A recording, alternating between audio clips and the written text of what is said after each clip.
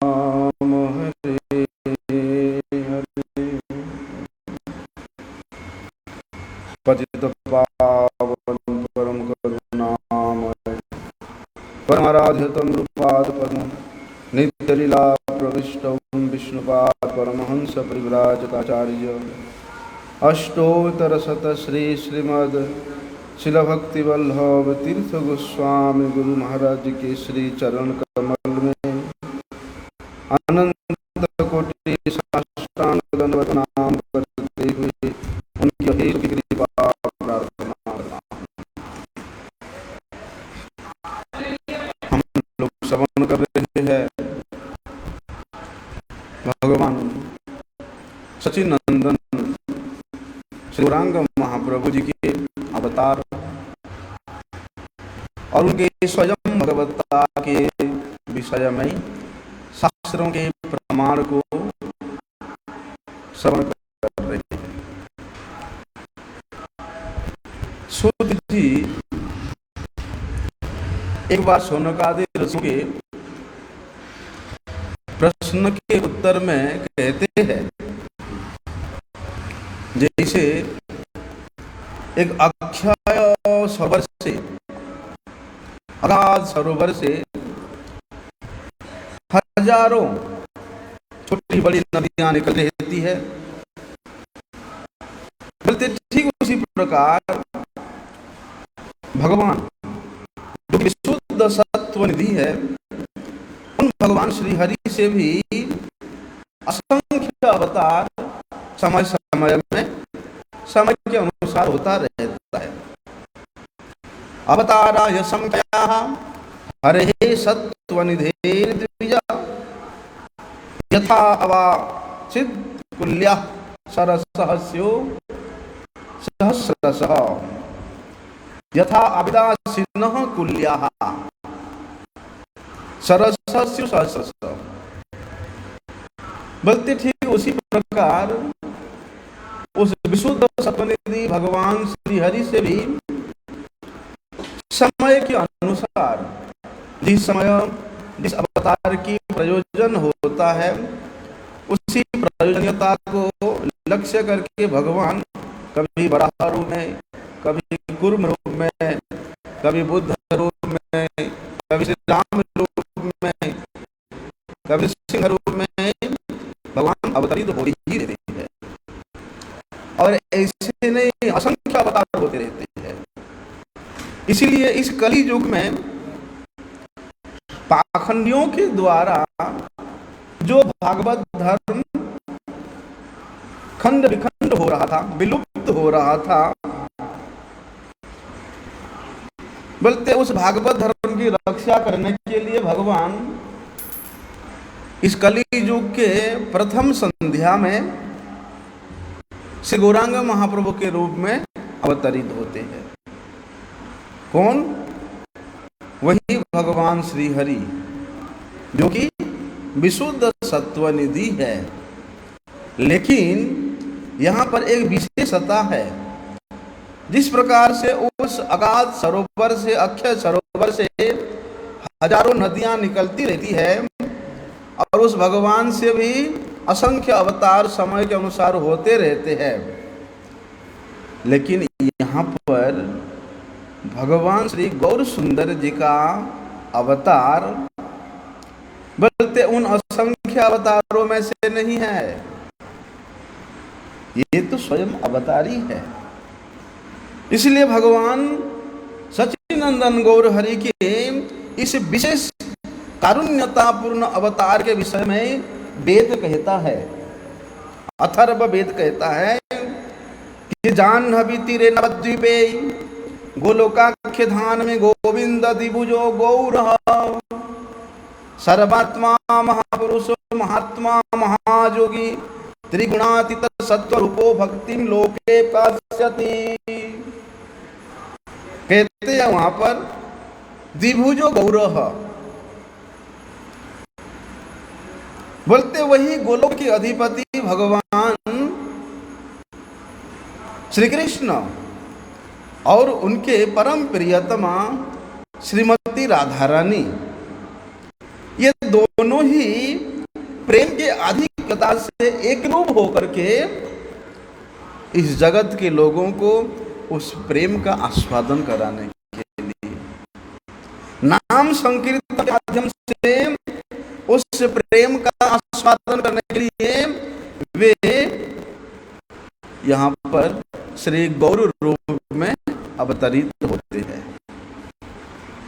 गौर शब्द की व्युत्पत्ति कहाँ से होता है? विद्वानों ने बताते हैं कि जो गोविंद नित्य निरंतर श्रीमती राधा रानी के भाव में विभावित रहते हैं,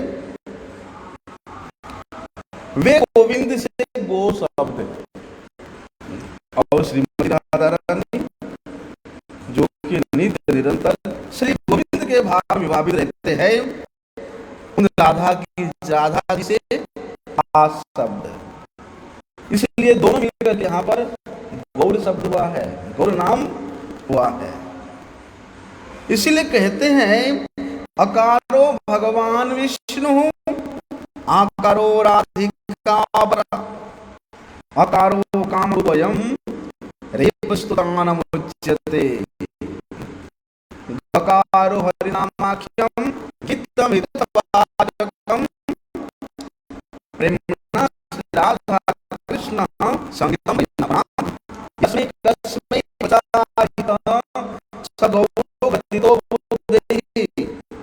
कहते हैं इसका भाव ऐसा है कि उस परम पुण्य भागीरथी के तट पर जो विद्यमान गोलोक नाम से प्रसिद्ध नवद्वीप धाम है, उस नवद्वीप धाम में सबके प्रत्येक क्रिया को जाने वाले भगवान अंतर्यामी जो कि महापुरुष है, जो कि महात्मा है, जो कि महायोगी है, जो कि गुणातीत है, बोलते हुए शुद्ध सत्व स्वरूप षड़ेश्वरी पूर्ण भगवान गोविंद क्या द्विभुज रूप में, दिव्य रूप से श्री गौरांग महाप्रभु के रूप में अवतीर्ण होकर के इस लोक में अर्थात इस पृथ्वी लोक में भक्ति का प्रचार करेंगे। और कहते हैं कि ये जो सर्वांतरजामी जितना भी गुण हम लोगों ने श्रवण किया, महापुरुष महाजोगी त्रिगुणातीत शुद्ध सत्व स्वरूप षड़ेश्वरी पूर्णम, बोलते सब के सब लक्षण श्री गौरांग महाप्रभु में नहीं देता है। स्पष्ट रूप से श्री गौरांग महाप्रभु में ये अनुभूत होता है। इसी शास्त्र कहते हैं एको देव सर्वरो महात्मा गौरो रक्त श्यामल श्वेत रूप चैतन्यात्मा सब चैतन्य शक्ति भक्ताकारो भक्ति दो वेद्यम। चैतन्य उपनिषद में बताते हैं, बोलते उस गोलोक धाम में जो कि दिव्याति दिव्यता से परिपूर्ण है, जहां पर भगवान का नित्य लीला नित्य निरंतर चलता रहता है, बोलते नित्य लीला परायण भगवान एक होकर के भी सब रूप धारण करते हैं। वे इतना उदार चेता है कि जब जिस भक्ति जिस रूप का जिस स्वरूप का उद्गार होता है, उस उदार चेता भगवान अपने भक्त को प्रसन्न करने के लिए उसी स्वरूप में प्रकट हो जाते हैं। जब जब धरती पर ब्रह्मांड पर धर्म की हानि होता है, पाखंडियों का अत्यधिक वृद्धि हो जाता है, वहाँ भी उसी रूप में भगवान अवतरित होते हैं। इसलिए वे भगवान अत्यधिक उदार चेता है। हमने श्रवण किया युग भेद से भी भगवान सत्य युग में श्वेता रूप में अवतरित होते हैं, त्रेता में रक्त वर्ण में अवतरित होते हैं, द्वापर में श्यामल वर्ण में, और इस कली काल में वे गौर रूप से श्री चैतन्य महाप्रभु के रूप में अवतीर्ण होते हैं। इसीलिए बोलते वही प्रभु जो कि परिपूर्ण चैतन्य शक्ति से सराबोर है, श्री चैतन्य महाप्रभु यहाँ पर भक्त के रूप में अवतरित होते हैं। वे स्वयं षड्स्फुटपूर्ण भगवान होते हुए भी इतना करुणा से वो द्रवित है, इतना उदार चेता है कि वे स्वयं के भक्त के रूप में अवतरित होकर के इस जगत के दीनहीन पतित जनों को प्रेम वितरण करते हैं, कृपा वितरण करते हैं। बोलते वे ही श्री गौर हरि रूप से उस शुद्ध प्रेम लक्षणा भक्ति के दाता है, दान करने वाले हैं। इसलिए वे भगवान किस प्रकार से जानते हैं? भक्ति दो भक्ति वैद्य, वे भक्ति के दान करने वाले हैं, इसलिए वे भगवान केवल भक्ति के द्वारा ही जाने जाते हैं। उस भगवान को जानने के लिए और दूसरा कोई उपाय नहीं है, केवल भक्ति के द्वारा ही जाने जाते हैं। इसलिए वैसे भगवान नमो वेदांत विद्याय कृष्णाय परमात्मने सर्व चैतन्य रूपाय चैतन्याय नमो नमः। इसलिए ऐसे जो परम कारुणिक उदार चिता भगवान है, उनको निखिल वेद वेदांत नित्य स्तुति करते हैं। उन भगवान के स्वरूप को, उन भगवान के माधुरिमा को, उन भगवान के तत्व को उस वेद वेदांत व्याख्या करते रहते हैं। इसलिए वे भगवान कैसे है? वे परमात्मा स्वरूप है, वे सर्व चैतन्य रूप है, वे स्वयं श्री कृष्ण रूप है। तो ऐसे जो भगवान कृष्ण चैतन्य महाप्रभु है, उनको हमारा बारंबार प्रणाम है। इसलिए वहाँ पर बताते हैं वेदांत विद्यम पुरुषम पुराणम चैतन्यम आत्म विश्व योनिम महांतम तमेव विदित्वा अतिमृत्युमेति नान्यः पंथा विद्यते आयनाय। इसलिए वेद कहते हैं कि उस वेदांत वेद्य भगवान को, उस सर्व अंतर्यामी भगवान को, उस प्राण पुरुष भगवान को, उस विश्व के आदि कारण जो कि परम पुरुषोत्तम भगवान है, उनको श्री चैतन्य महाप्रभु के रूप में जान करके ही जीव इस मृत्यु के चंगुल से छुटकारा पा सकता है, अन्यथा नहीं। बोलते उन चैतन्य महाप्रभु को पहचाने बिना, जाने बिना, उनके तत्व से अवगत हुए बिना, उनके चरणों में शरणागत हुए बिना कोई भी अपने इष्ट के पास जाने का कोई भी मार्ग नहीं प्राप्त कर सकता। इसलिए स्वयं भगवान श्री कृष्ण में और श्री कृष्ण चैतन्य महाप्रभु में लेश मात्र भी, किंचित मात्र भी भेद नहीं है। इसलिए तो शास्त्र कहता है सप्तमे गौरवर्ण विष्णुरित्यनेन सुशक्त्या चैक्यमेत्यं प्रान्ते प्रार्तर अवतिर्य सस्वै स्वमनुं शिक्षयति।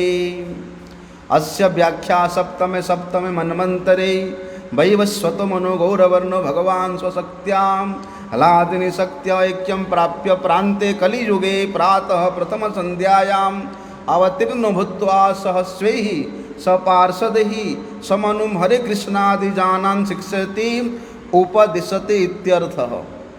अथर्व वेद में इसलिए बताते हैं कि वे भगवान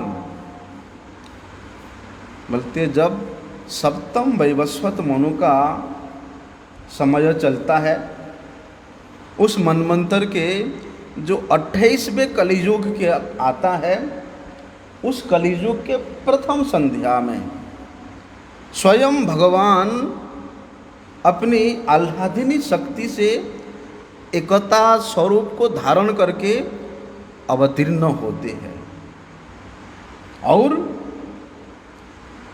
बोलते अपने पार्षदों से मिलकर हरे कृष्ण महामंत्र का उपदेश समस्त लोगों को प्रदान करते हैं उनके कल्याण के लिए। इसीलिए ऐसे जो भगवान है, जो कि अकरुण करुणा वरुणालय है, श्रीमन महाप्रभु श्री चैतन्य देव के सिवा ऐसा उदार चेता, ऐसा महावदान्य, ऐसा कारुणिक और कौन हो सकता है? और कौन सी अवतार में इतना कारुणिकता प्राप्त किया जा सकता है?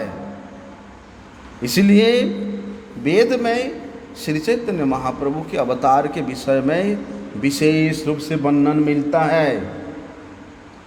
ईतो अहम कृत संन्यासो अवतरिष्यामि सगुणो निर्वेदो निष्कामो भूर्गिरिवाणस्तीर्थो अलकानंदाय कलोचतो सहस्राब्दोपरि पंचसहस्राभ्यंतरे गौरवर्णो दीर्घांगः सर्वलक्षणयुक्तम् ईश्वर प्रार्थितो निज रसास्वादो भक्त रूप विश्राख्यो विदित योग स्वाम। वहाँ पर कहते हैं जब समस्त देवता भगवान के श्री चरणों में अपने अवतार के लिए प्रार्थना करते हैं, तो भगवान श्री कृष्ण उन देवताओं को उत्तर देते हैं कि 4000 वर्ष कली के बीत जाने के बाद, कितना 4000 वर्ष, और जब 5000 वर्ष का पहला समय आएगा, उस 5000 वर्ष के मध्य में ही गंगा जी के किनारे में बल्कि शंकर जी के अवतार श्री अद्वैताचार्य जी के विशेष प्रार्थना से, उनके विशेष पूजा से द्रवीभूत होकर के मैं स्वयं संन्यास रूप ग्रहण करके इस गोलोक से बोलते उस जाह्नवी की तीर स्थित नवद्वीप धाम में मैं प्रकट होऊंगा। किस प्रकार से प्रकट होंगे? बोलते हैं सगुण रूप से, निर्वेद वैराग्य को प्राधान्यता देते हुए, निष्कामता को अपने हृदय में धारण करते हुए ऐसे ब्राह्मण के रूप में वे भगवान प्रकट होंगे। और क्या कहते हैं? उस समय मेरा वर्ण गौर वर्ण होगा, नेत्र भुजा और अंग ये सब एकदम विशाल विशाल लंबायमान होंगे। इसलिए जितने भी महापुरुषों का गुण है, जैसे काल हम लोगों ने श्रवण किया था, बोलते उन समस्त प्रकार के महापुरुषोचित गुणों से युक्त होकर के वे स्वयं अपने ही रस का आस्वादन करेंगे और उस रस को भक्तों को आस्वादन कराएंगे। इसी अभिलाषा लेकर के बोलते मैं कली के प्रथम संध्या में ही प्रकट होऊंगा। इसलिए विश्वम्भरम विश्वेनम माम पाहि स्वाहा, लोग मुझे विश्वम्भर के रूप में, विश्व का भरण पोषण करने वाले के रूप में मुझे जानेंगे। इसलिए प्रेम का दान देकर के इस त्रिभुवन को मैं धारण करूंगा, पोषण करूंगा। क्या दान देकर के? प्रेम का दान देकर के। क्योंकि वास्तव में हमारे आत्मा का पालन पोषण के लिए क्या चाहिए? प्रेम चाहिए, भगवत भक्ति चाहिए। ये अच्छा खाना पीना मकान ये नहीं चाहिए। उस आत्मा के लिए तो उसके खुराक तो भगवत प्रेम है, भगवत भक्ति है।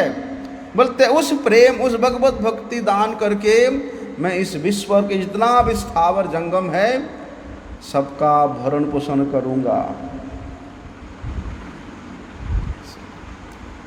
इसलिए तथा हम कृत संन्यासो भोगिर्वाणो अवितरिष्यते तीरे अलकानंदाय पुनः पुनरीश्वर पार्थितः सपरिवार निरालंबो निर्धुते कलिकल्मष कबलित जन अवलंबनाय।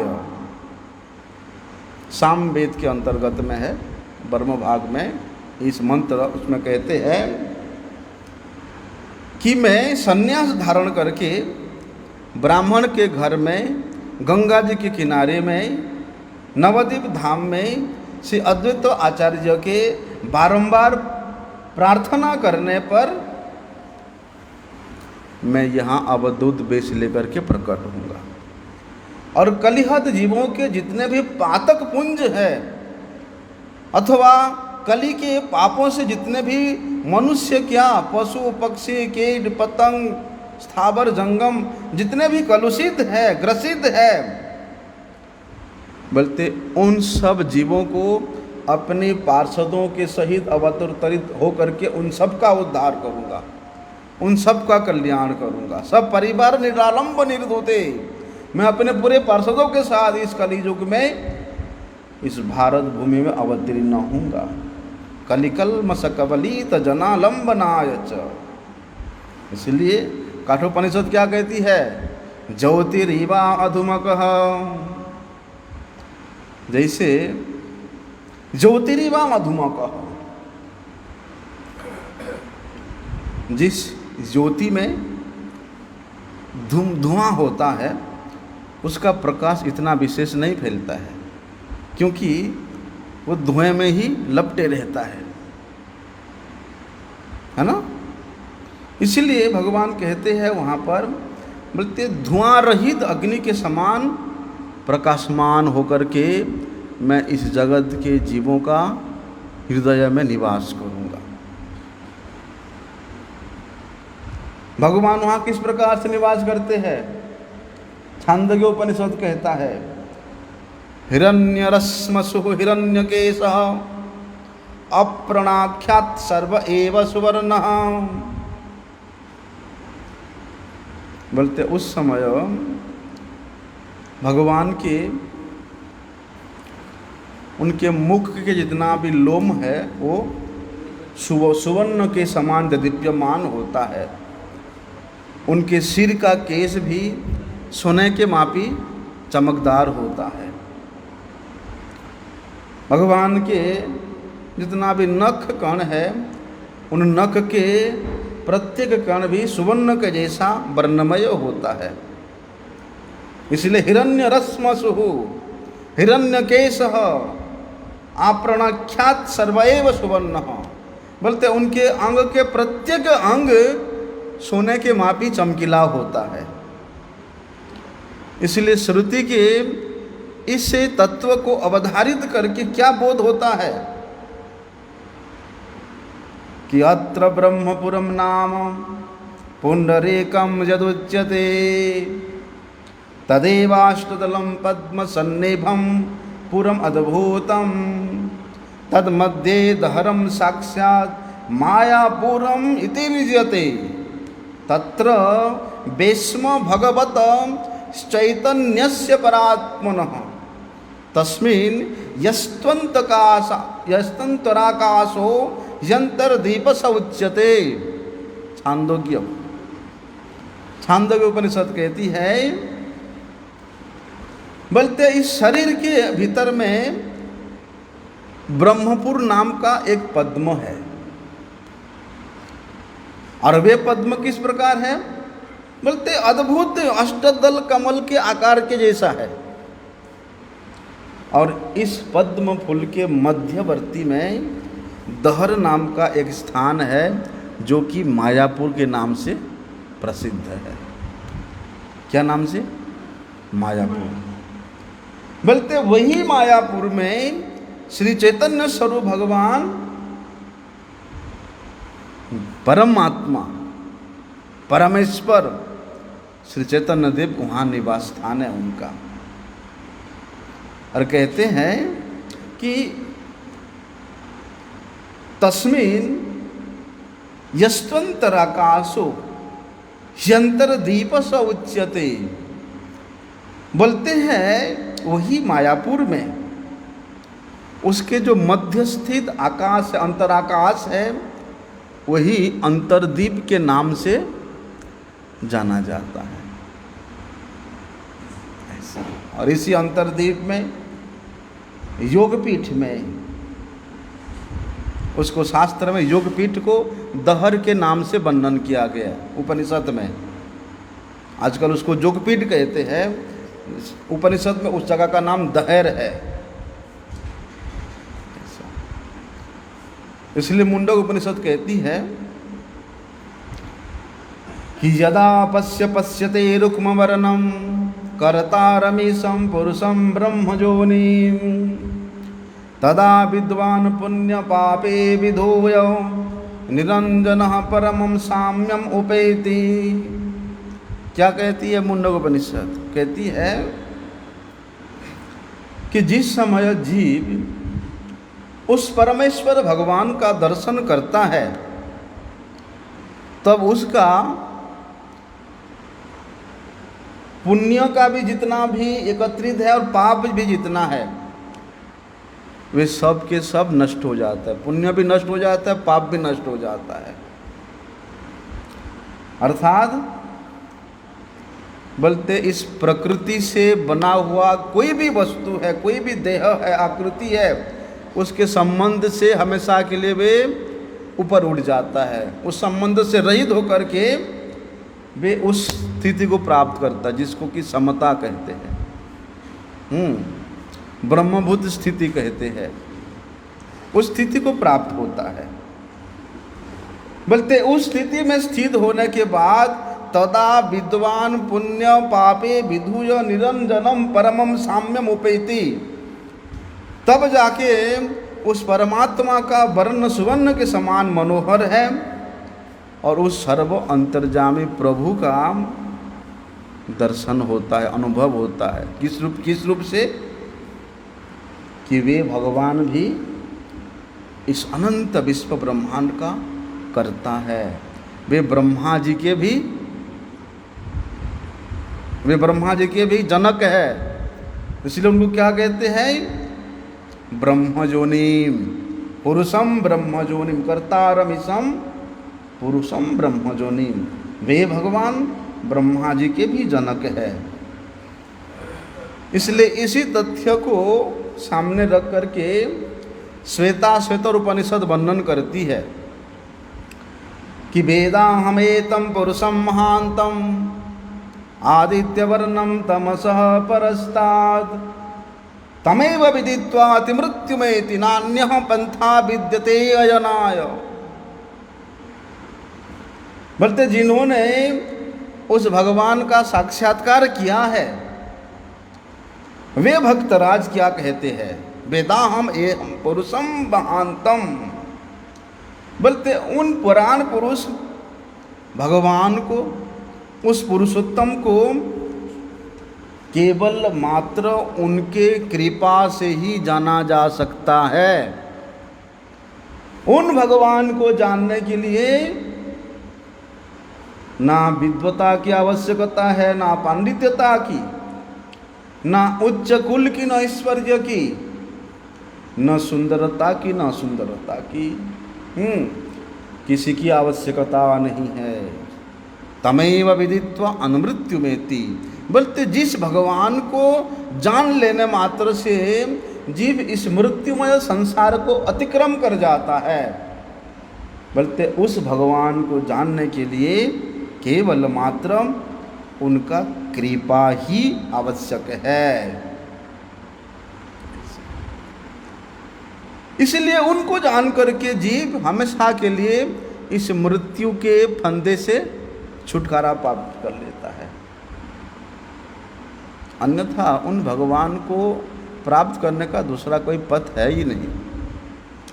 महान प्रभुर्वे पुरुषः सत्वस्यैक प्रवर्तकः सुनिर्मलम इमाम प्राप्तम ईशानम ज्योतिरव्यय। श्वेता श्वेतर क्या कहती है? बोलते वे सर्व अंतर्जामी भगवान, जिनको जान लेने से, जिनका दर्शन कर लेने मात्र से, जिनके तत्व को अवगत होने मात्र से जीव इस मृत्युमय संसार को अतिक्रम करके नित्य के लिए भगवत सेवा में अपने आप को नियोजित कर लेता है। बोलते वही सर्व अंतर्जामी भगवान श्री चैतन्य महाप्रभु इस कली युग में भक्त रूप में अवतरित हुए हैं। इसलिए उनकी उस अहेतु की कृपा को प्राप्त करने के लिए प्रत्येक जीव को प्रवृत्त होना पड़ेगा। महान प्रभुर वही पुरुषम स्वस्थ सेक प्रवर्तक, जिन्होंने कल्याण बंटन करने के लिए, प्रेम प्रदान करने के लिए इस जगत में अवतरित हुए हैं। इसलिए प्रत्येक प्राणी को क्या करना चाहिए? बोलते हैं उस भक्त रूपी मणि की प्राप्ति के लिए। कौन भक्त रूप मणि? बोलते वही सर्व अंतर्जामी भगवान यहाँ भक्त रूप में अवतरित हुए हैं।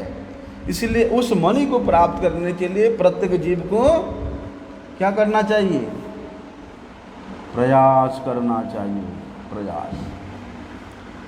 इसलिए कहते हैं तमीश्वराणाम परमं महेश्वरम तम देवतानां परमं च दैवतम् पतिं पतीनां परमं परस्ताद् विदामदेवं भुवने समीढ्यम्। श्वेता उपनिषद क्या कहते? तमीश्वराणाम परमं महेश्वरम। भक्तजन कहते हैं कि हम उन निखिल ब्रह्मांड के जो अधिपति है, जो नायक है, उन देव को जानते हैं, जो कि देवतानां च परमं दैवतम। शिव जी, ब्रह्मा जी, जितने बड़े बड़े ईश्वर हैं, बोलते उन सब ईश्वरों के भी जो परमेश्वर है, उन सब ईश्वरों के जो नियंता है, बोलते हम उन प्रभु को जानते हैं। कौन कहते हैं? भक्तजन कहते हैं पतिम पतीनाम परमं परस्तात्। बोलते जो सर्वंतर्यामी भगवान देवताओं के भी परम पति हैं, पूज्य देवता है, प्रजापतियों के भी जो प्रजापति है, वो भगवान भुवने समीढ्यम, हमेशा इस प्रकृति से परे है। लेकिन वे इतना कारुणिक हैं, वे इतना करुणा से भरे हुए हैं कि इस कलिहत जीवों के दुख को, दुर्दशा को देख करके वे इस प्रकृति में अवतरित होते हैं, भक्त रूप में अवतरित होते हैं। इसलिए वो भक्त रूप से अवतरित भगवान कैसा है? नारद पंचरात्र कहती है भक्त प्रियो भक्तिदाता दामोदर इवस्पते इंद्रदर्प हरो अनंतो नित्यानंदो चिदात्मकः चैतन्य रूप चैतन्यम चैतन्या गुणोर्जिता नद्वैताचर निपुणाद्वैतः परमनायकः नीलः श्वेतः सितः कृष्णो गौरपीताम्बरच्छदः सचिसूत जयप्रदः। नारद पंचरात्र में क्या कहते हैं? इस श्लोक में स्पष्ट रूप से क्या वर्णन है? भक्ति प्रियो भक्तिदाता दामोदर इवस्पति, कि वे भगवान भक्ति प्रिय है, वे भक्ति के दाता है, वे दामोदर है, वे चैतन्य है, वे चैतन्य रूप है, वे नित्यानंद है, वे अद्वैताचार निपुण है, अद्वैत गौर कृष्ण है। और क्या कहते लास्ट में? शचीसूत जयप्रद। बोलते वे भगवान, वे शचीसूत, इन सब नामों से वे सब परिकर इस जगत में अवतरित हुए हैं। वे भगवान श्री चैतन्य महाप्रभु। इसलिए पहले दिन हम लोगों ने क्या श्रवण किया था? श्रीमद् भागवत का वही श्लोक जो कि प्रहलाद महाराज बताते हैं, एतम नृतिज्ञ ऋषिदेव जसावतारे विभावयसि हंसि जगत प्रतीपान धर्म महापुरुष पासी युगानुवृत्तम छन्नः कलौ स्त्री युगो अथ सत्वम। प्रहलाद महाराज, भक्त प्रवर प्रहलाद जी क्या कहते हैं भगवान श्री नृसिंहदेव का स्तुति करते हुए कि हे भगवान, इस प्रकार से आप मनुष्य, पशु, पक्षी, ऋषि, देवता, मत्स्य, बोलते इन सब स्वरूपों में अवतार लेकर के आप लोगों का पालन करते हैं, और जो धरती का द्रोही है, विश्व का द्रोही है, आपके भक्तों का द्रोही है, आपका द्रोही है, उनको आप संहार करते हैं। उन अवतारों के द्वारा आप प्रत्येक युग में युग के धर्म की रक्षा करने के लिए अवतरित होते हैं। लेकिन कली युग में छन्नः कलौ यदभव स्त्रीयुगो अथ सत्वम। लेकिन हे भगवान, इस कली युग में आपने छिप करके छन्नता रूप से क्या बोलते, गुप्त रूप से अवतार धारण करते हैं। इसलिए आपका एक नाम क्या है? स्त्रीयुग, स्त्रीयुगो अथ सत्वम। इसलिए हे नाथ, आपका एक नाम त्रियुग भी है। तो यहाँ पर गुप्त रूप से प्रहलाद महाराज जी जिस अवतार की और इंगित कर रहे हैं, वो अवतार कौन है? भगवान श्री गौरांग महाप्रभु, श्री चैतन्य महाप्रभु के अवतार को उन्होंने इंगित कर रहे हैं। बोलते वे भगवान, वे चैतन्य भगवान किस प्रकार है? वही श्रीमद् भागवत में ही बताते हैं कि शासन बन्नास्त्रयो यस्य गृह्णतो अनुयुगम तनुः शुक्लो रक्तस्तथा पीत इदानीं कृष्णतां गतः। याद है पहले दिन श्रवण किया था जब नंद महाराज अपनी लाला का नामकरण करा रहे हैं, तो उस समय गर्गाचार्य जी क्या कहते हैं कि महाराज, आपका ये पुत्र अभी तो ये श्यामला रूप में है, आपका ये श्यामला पुत्र ये प्रत्येक युग में विग्रह धारण करता है। सत्य युग में इसका वर्ण श्वेत था, त्रेता युग में ये रक्त वर्ण का था, कली में पीत वर्ण था, मतलब पहले कली हो चुका है। द्वापर से पहले जो कली हुआ था उस कली में भी ये पीत वर्ण में था, और अब द्वापर में वे इस काले कलुटे श्याम वर्ण के रूप में अवतरित हुआ है। इसलिए इसका नाम क्या होगा? कृष्णताम गतः। ये श्याम वर्ण को, श्यामल वर्ण को लेकर के प्रकट हुआ है, इसलिए इसका नाम कृष्ण होगा। तो ये शब्द में, ये श्लोक में हम लोगों ने जो श्रवण किया, क्या श्रवण किया कि पीतम इदानीम कृष्णताम गतः। ये जो पीत वर्ण के बारे में वर्णन हुआ है, उस पीत वर्ण का सीधे सीधे इंगित किसको हो रहा है? कलियुग पावन अवतार भगवान श्री चैतन्य महाप्रभु को ही हो रहा है।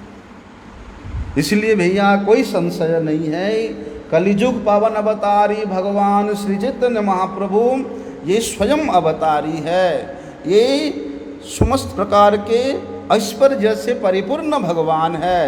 ये स्वयं भगवत्ता के गुणों को लेकर के ही इस जगत में अवतरित हुए हैं। आगे का भी सकल श्रवण करेंगे। वांछा कल्पतरुभ्यश्च कृपा सिंधुभ्यैव च पतितानां पावनेभ्यो वैष्णवेभ्यो